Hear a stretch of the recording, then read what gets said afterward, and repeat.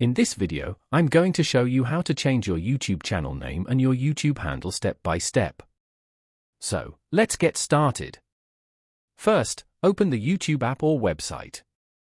Once it opens, click on your profile picture in the top right corner. Here, you can see your channel name at the top, which is Rashid Khan, and below it, you can see your YouTube handle. Now, let's change both of them. Click on YouTube Studio. After that, go to the left side menu. Scroll down. And click on Customization. Now on the right side, scroll down until you see the name section.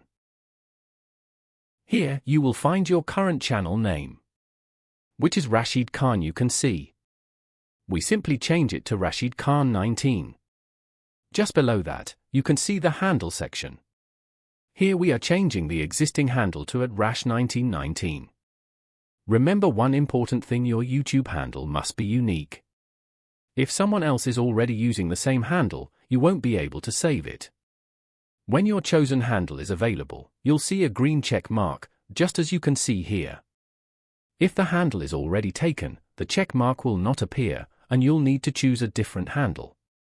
Once you've finished making the changes, click on Publish.